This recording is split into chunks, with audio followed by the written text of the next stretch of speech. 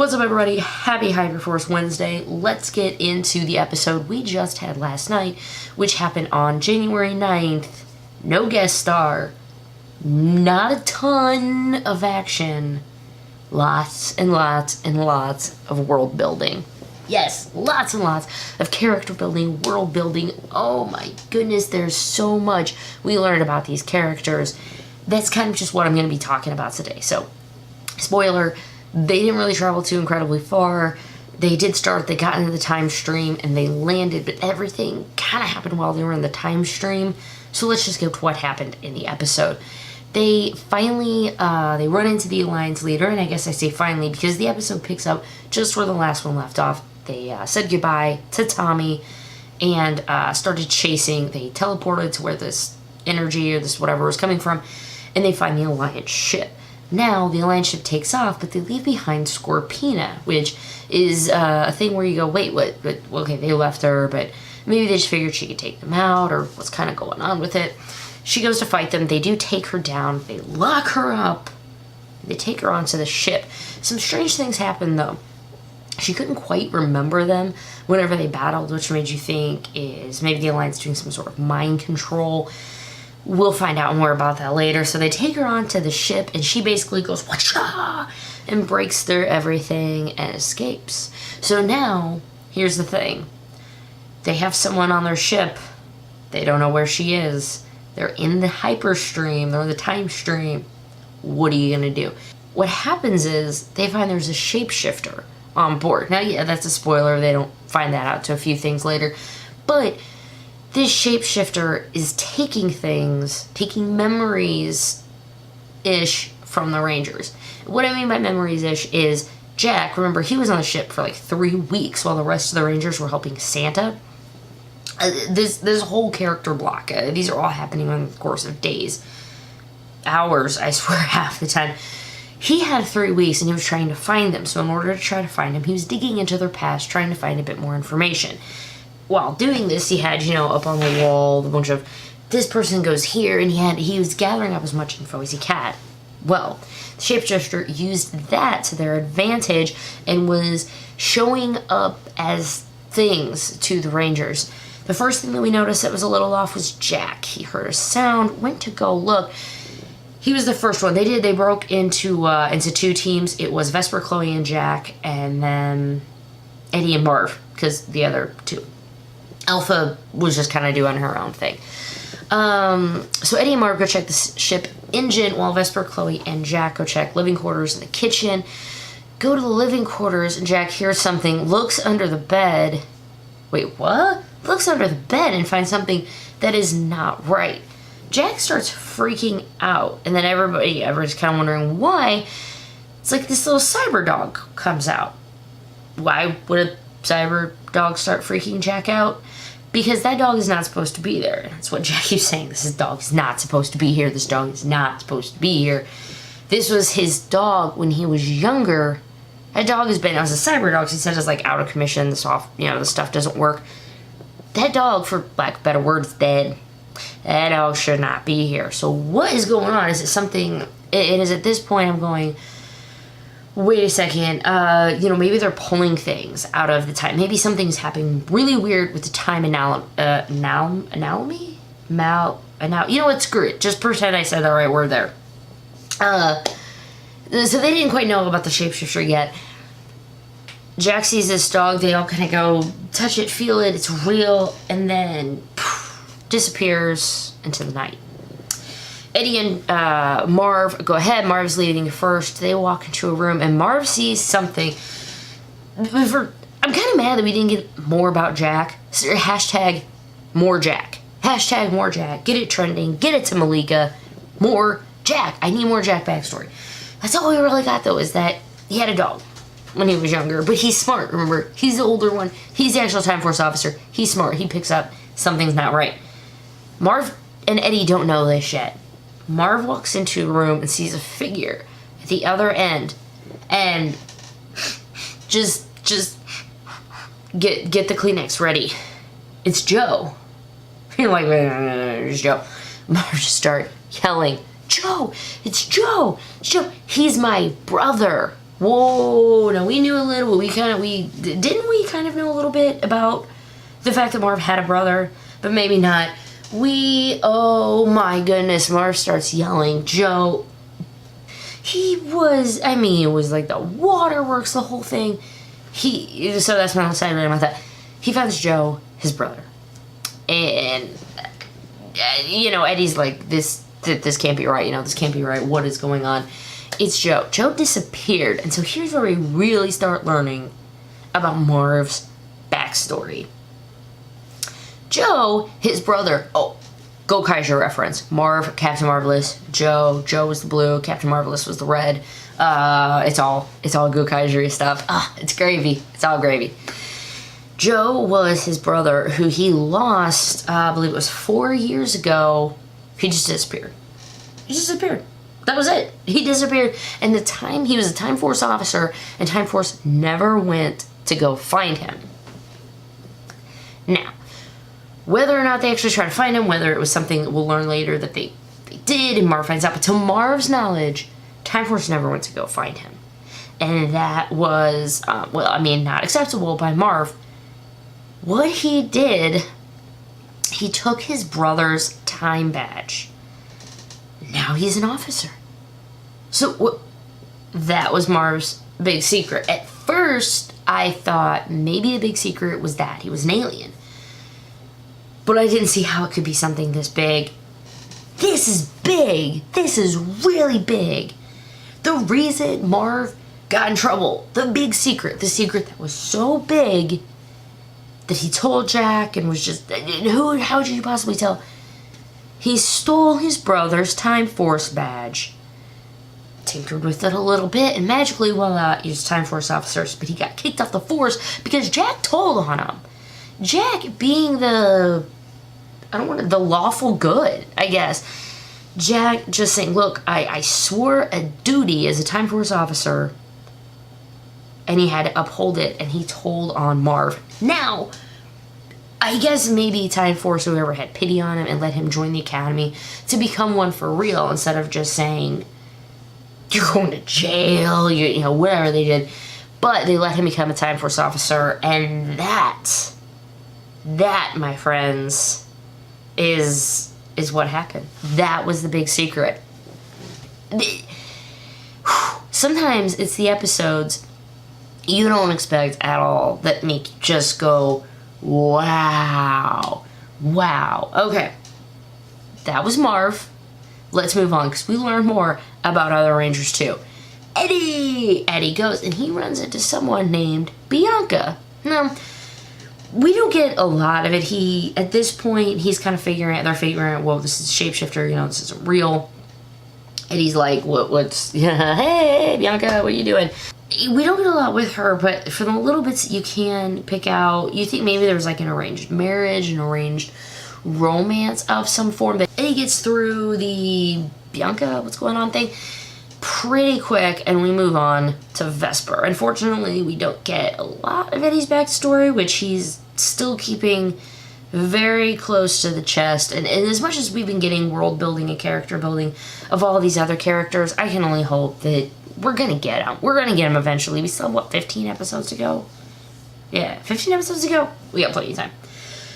However, Vesper sees Eddie.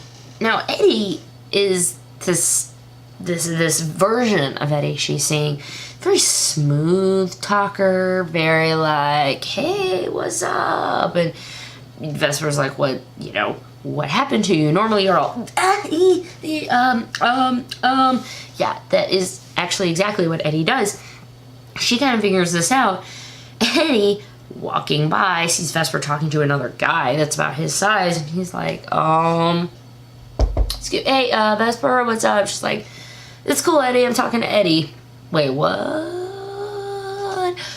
Poof. Then it turns into Robodog and runs away. So now they know something really weird is going up. And unfortunately, we learn later that why, and it's a big part of Vesper that it sucks I have to just glaze over it, but when Jack was really looking for Vesper stuff, he wasn't finding much of anything. In fact, the really only stuff he was finding was that she's kind of like alien technology, maybe? just not enough to go off of. So whenever the person really didn't have much to go off of Vesper, other than Vesper and Eddie's relationship, which he's been looking into, that's all he had to go on to. So it was Eddie, and because the monster didn't really know who Eddie was, it just acted as it was. Then you have Chloe, and Chloe, oh my goodness, I actually cried. No, I actually cried during this. I couldn't tell you the last time something Power Rangers actually made me tear up, but just kudos so much. Chloe just gave us an amazing performance. Chloe knew that it was a shapeshifter and knew they were taking things out of memories. She had an idea of what was going to happen, and so she went in. She walked in first, and usually it turned into the first person it saw. It's a little like Bogart-y from Harry Potter, if you're in the Harry Potter fandom. It was a little Bogart-y. It took the shape of something you were most afraid of, or at least something in their past, but it only was the person who was right in front of it. So, it was Chloe's mom. Now, we learned in the last episode, the episode before, Chloe isn't always sunshine and rainbows. She definitely has a past, but she wants to have everybody think she's, oh, happy, hi, rainbows.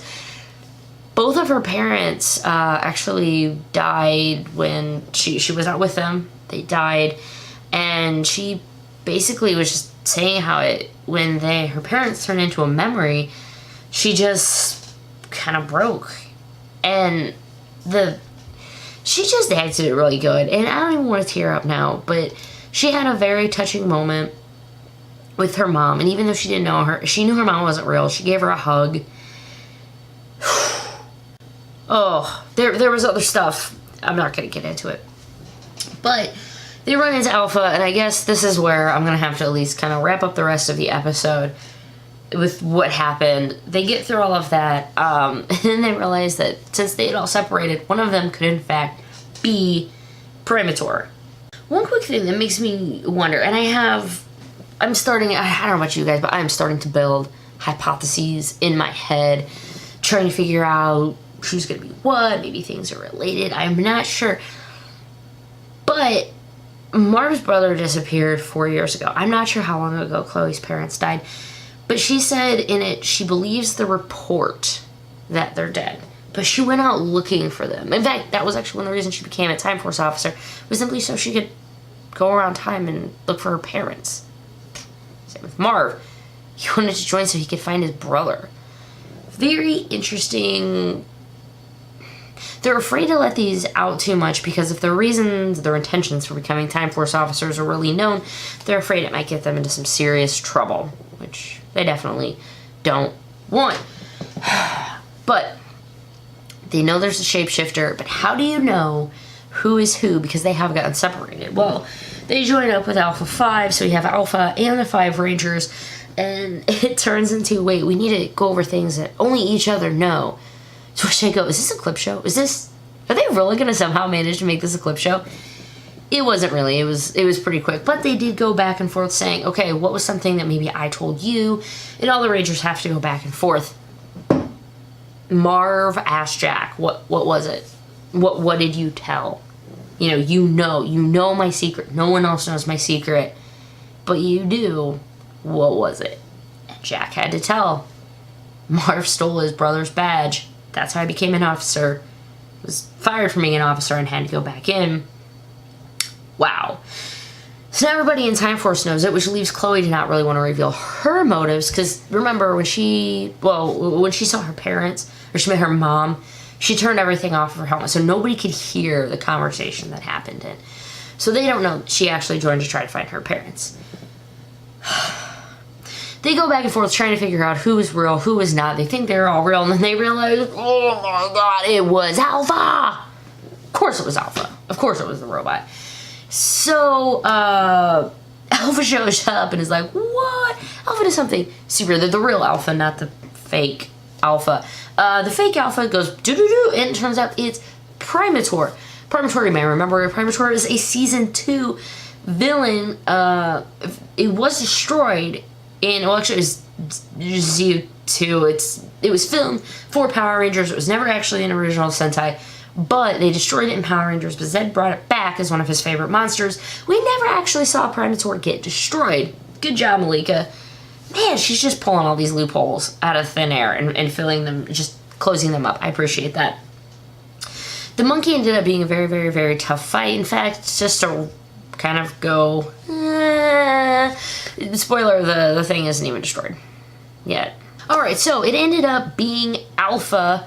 Primator's the monkey. Alpha actually shows up and has this just bad, awesome chest cannon that just comes out and boom, blasts Primator out of the ship and a hole into the ship, might I add. And they are in some weird, like, they're in a forest. Not really sure what's going on. They try to fight it. Primator gets big. They go into Megazord formation and it rips it apart. Like, just rips the arms off the Megazords. Their rolls, I don't know if it was Malika's rolls were really good, or Primator's that strong, or the Rangers' rolls were just that bad. They couldn't get crap done to this monkey. Tossing the Zords, Marv's like, can we just run? Like, you can't leave a giant, 12-story monkey destroying things. So they say no.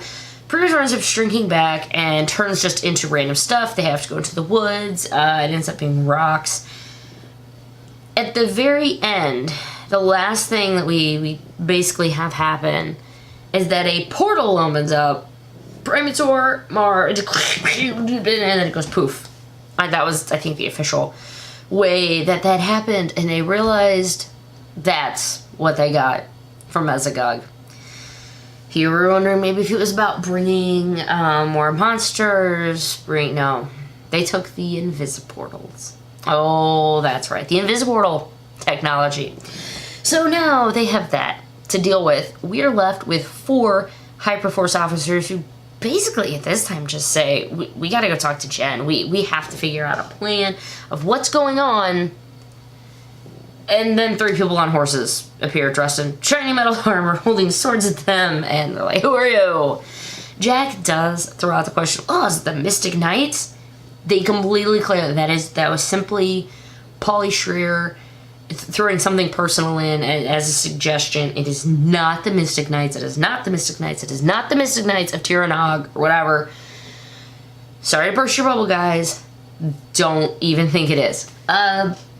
I got to stay a little bit for the fireside chat, and nothing really new, I guess, was happening. I think at the end, they all kind of knew that the plan was, at the end, Marv was going to have to be kidnapped. I mean, they have to have a basic plot structure, at least an outline of things that are supposed to happen. Because if not, they could go way too off, and then the story would get thrown off, and that's just how things happen. GMs have to have a plan. Yo. Alright, guys, you know what? That's it. That's the end of it. We had Gokaiser things. We had tears and crying. This was just, it was an emotionally draining yet awesome episode. Kudos to everyone involved for it. I loved it as always. This was a very long HyperForce wrap-up because there was a lot of stuff to go over, and I just didn't want to skip over anything just to keep this as a shorter time span. So, thank you so much for watching. Following me on all my social medias if you would like, and we can totally talk about HyperForce as it's happening because I tend to tweet about it every day. Hit that subscribe button. The bell gets you notifications anytime I post something new. My name is Ranger Liz. Thanks for tuning in, guys. Have a fantastic day, and I will see you Friday at the Ranger Week in Review.